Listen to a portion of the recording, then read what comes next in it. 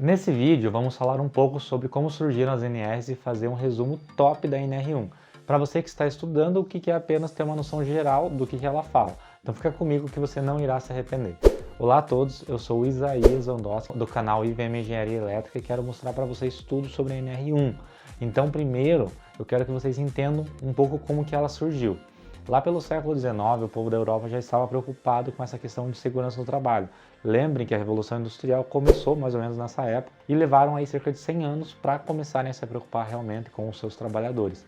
Mas no Brasil foi apenas no final do século XIX, lá por 1891, que começaram a ter essa preocupação. Nesse ano foi publicado o Decreto 1313, que é considerado o marco legal relativo à proteção do trabalho. Ele instituiu a fiscalização permanente de todas as fábricas que trabalhavam com menores. Só entendam que eles não proibiram o trabalho de menores, eles começaram a fiscalizar um pouco mais. Naquela época, para vocês terem uma ideia, acima de 12 anos já podia trabalhar à vontade, e entre 12 e 8 anos a criança poderia trabalhar a título de aprendizado. Mas claro, lembrem que estamos falando de 100 anos atrás. Passando um pouquinho mais do tempo, em 1919, o Decreto 3.724 tratou sobre os acidentes de trabalho e suas devidas indenizações. Podemos dizer que foi nesse ano que realmente a coisa começou a melhorar. Após esse período, demorou mais alguns anos, em 1943, mais especificamente, surgiu o que nós chamamos hoje de CLT, pelo Decreto 5.452. Ele consolidou todas as legislações em um único instrumento, o que o transformou no principal documento legal para a proteção dos trabalhadores. E mais uma coisa, todas as normas até então tinham caráter corretivo e não preventivo, pois havia cuidado de indenizar o trabalhador acidentado, mas não investigar a causa e nem preveni-la. Isso colocou o Brasil como campeão mundial em acidentes de trabalho lá pela década de 70, o que obrigou o governo a tomar alguma atitude para reduzir esse número de acidentes. E em 1977 ele publicou a Lei 6.514, em que finalmente foram constituídos instrumentos para aprofundar essas medidas protetivas. E em 1978 foi publicada a Portaria 3.214, que aprovou as normas regulamentadoras. Que fique claro que até aquele momento as recomendações de saúde e segurança no trabalho, elas vinham de outros países, como por exemplo os Estados Unidos, e foi por meio dessa primeira portaria que finalmente o Brasil passou a redigir suas próprias normas 100% brasileiras. Naquele momento foram criadas cerca de 30 NRs e com o tempo muitos avanços foram ocorrendo para contribuir na redução dos riscos de trabalho. E hoje a gente já tem 36 normas que protegem o trabalhador e auxiliam as empresas. Com isso você tem uma noção geral de como surgiram as normas e agora a gente vai entrar um pouco no nosso resumão da NR1. Ela contém disposições gerais que servem de base para todas as outras normas. Lembrando que quem segue as NRs são os empregados e empresas que têm o regime de CLT e que a aplicação dessa NR não exime de cumprir outras normas de cada estado e município. Então imagine assim, a NR é a base da pirâmide, é a base de todas as outras normas. Então tem uma norma que seja mais aprofundada no teu estado, você tem que seguir aquela norma. Vou citar um exemplo prático da Copel para quem eu faço muito serviço. A Copel ela tem as suas próprias normas, então ao mesmo tempo que eu tenho que seguir a NR10, eu também tenho normas da Copel que eu preciso seguir, que elas se sobrepõem. Então eu não posso simplesmente pegar e alegar que segue a NR10, mas não segue a da Copel. Tem que seguir as duas. Ela também tem o objetivo de mostrar diretrizes e requisitos para o gerenciamento de riscos ocupacionais e medidas de prevenção de saúde e segurança no trabalho. Na NR1 a gente entende quem é que manda em tudo.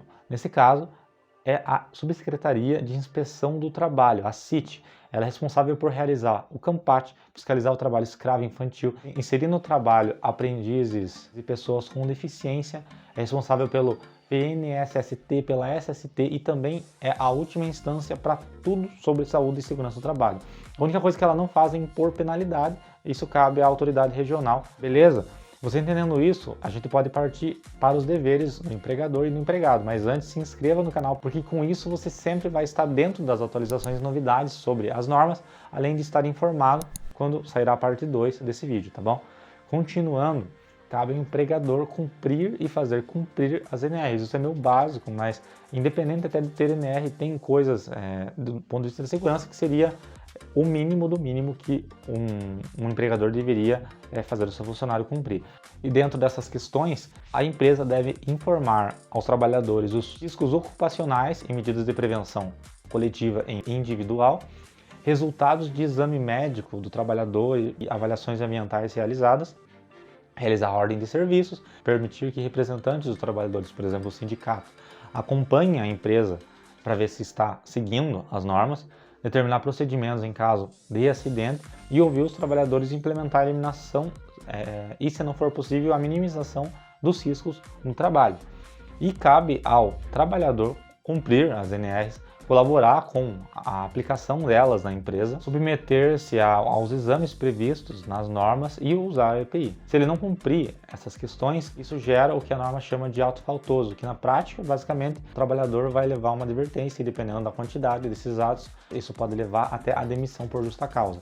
Se você tem alguma opinião ou sugestão diferente do que eu estou apresentando aqui, comenta aqui embaixo, que é muito importante para mim, ok? E uma coisa importante que a NR1 fala é que você, como trabalhador, não pode ser obrigado a fazer um trabalho onde constate um risco grave à sua vida ou à saúde. Então você deve informar o seu superior para que sejam tomadas medidas corretivas. Essas informações que eu citei na NR1, que a empresa deve informar o funcionário, elas devem ser repassadas segundo a NR1, sempre que o trabalhador mudar uma função dentro do emprego ou que você contrate como empresa um novo trabalhador, você tem que apresentar essas informações. Então, e além disso, você deve apresentar para o funcionário os riscos ocupacionais que existam ou que possam originar-se nos locais de trabalho e os meios de preveni-los, além de medidas adotadas pela organização. Os procedimentos a serem adotados em situação de emergência, os procedimentos a serem adotados caso o trabalhador perceba um risco iminente ou impeça de continuar o trabalho, e essa informação deve ser passada por meio de treinamentos, documentos físicos ou eletrônicos e diálogos de segurança.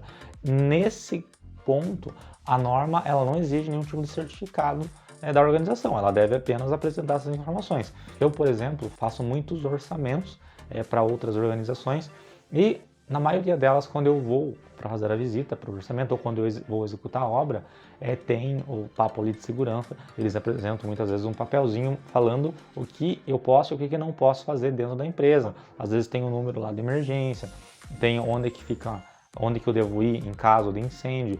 Então, tudo isso a empresa ela tem como padrão, normalmente, apresentar, tanto para os visitantes quanto para os funcionários muito mais ativamente.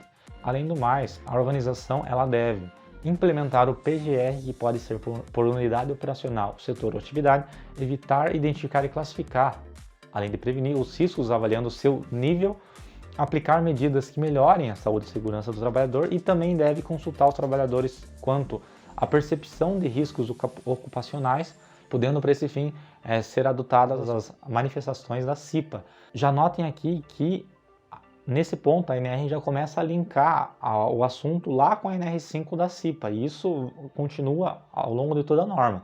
Além disso, a empresa deve comunicar aos trabalhadores sobre os riscos consolidados no inventário de riscos e as medidas de prevenção do plano de ação do PGR, que liga lá com a NR9, que trata do programa de prevenção de riscos ambientais.